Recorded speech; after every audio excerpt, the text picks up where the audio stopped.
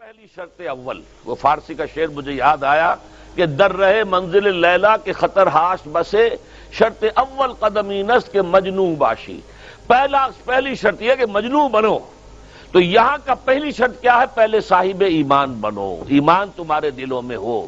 یا ایھا الذین آمنوا آمنوا باللہ ورسولہ، یعنی ایک ایمان تو تمہیں حاصل ہے، اقرار باللسان، وہ تو تمہیں والدین سے مل گیا، عقیدہ تمہارا ہے، متوارث جو ہے تم عقیدے کو مانتے ہو، لیکن دلی یقین والا ایمان حاصل کرو۔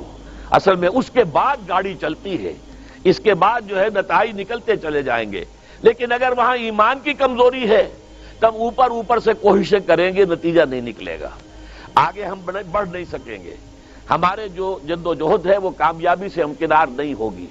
اس جیسے ہی ہے جیسے ہم درخت لگانا چاہ رہے ہیں جس کی جڑ ہی نہیں ہے، آپ زمین کھود کر درخت جو اس کے اندر گاڑ دیں گے تو زمین تو نہیں پکڑے گی اس کو، وہ تو نیچے سے جڑ ہو اور پھر درخت جو ہے اس سے ابھرے، تو وہ ہوتا ہے کہ جس کے لیے یوں سمجھیے سرسر درخت بنے گا۔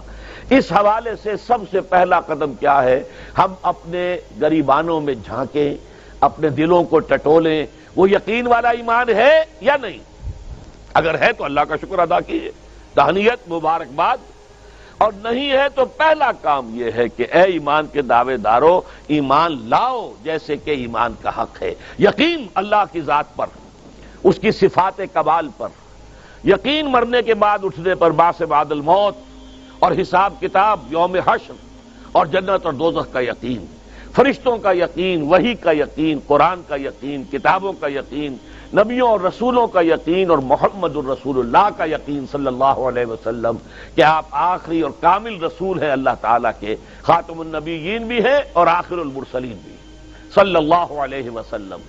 یہ یقین پہلے پیدا ہونا چاہیے۔ تو اب ظاہر بات ہے کہ جب میں نے یہ بات اتنی بڑی کہی ہے تو پھر مجھے یہ بھی بتانا چاہیے یقین کہاں سے ملے گا، کون سی دکان ہے، سپر مارکیٹ کوئی ہے جہاں پر کہ یہ جنس بکتی ہو؟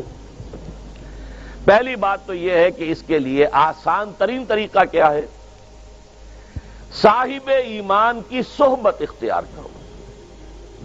جیسے آپ بھٹی کے آگے بیٹھیں گے تو حرارت پہنچ جائے گی، آپ برف کی سل کے قریب بیٹھے ہوں گے ٹھنڈک پہنچ جائے گی۔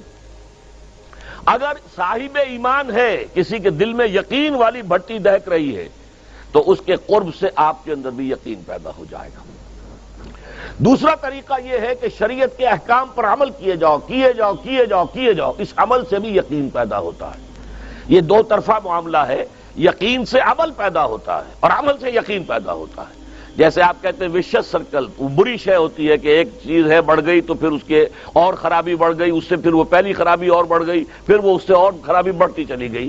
جیسے پیچ آپ دیکھتے ہیں ہر چکر کے ساتھ وہ پیچ آگے بڑھتا جاتا ہے، اسی طریقے سے بھلائی کا بھی ایک سرکل ہے۔ ایک نیکی آپ کریں گے آپ میں ایمان پیدا ہوگا، اب آپ زیادہ نیکی کریں گے تو اب اور زیادہ ایمان پیدا ہوگا، تو یہ دو طرفہ سرکل ہے۔ اور تیسری بات جو ہے، خاص طور پر فہیم، ذہین، انٹلیکچول لوگ، سمجھدار لوگ، اور آج کی دنیا آپ کو معلوم ہے کہ ہمارے نوجوان طبقے میں بہت بڑی تعداد بہت سمجھدار لوگوں کی ہے، اس لیے کہ ان کی معلومات کا دائرہ بڑا وسیع ہو گیا ہے۔ جدید دنیا میں جو علوم ہیں ان کا ایکسپلوژن ہے، دھماکہ ہو گیا، اتنے علوم پھیل گئے، اور اس کے اثرات ہیں۔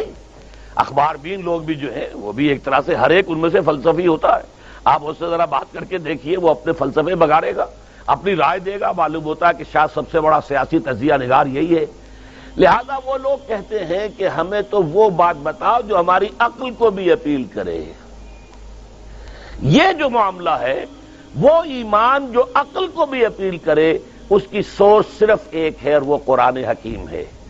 مولانا ظفر علی خان نے ایک شعر کہا تھا بہت سادہ انداز میں، وہ جنس نہیں ایمان جسے لے آئیں دکانیں فلسفہ سے، ڈھونڈے سے ملے گی عاقل کو یہ قرآن کے سیپاروں میں۔ عاقل جو ہے انٹلیکچول، ایک ہے عام آدمی، عام آدمی جو ہے صاحب یقین کی صحبت سے بھی یقین پیدا ہو جائے گا، عام آدمی عمل کرتا رہے گا اس سے بھی یقین پیدا ہو جائے گا، لیکن عاقل، انٹلیکچول،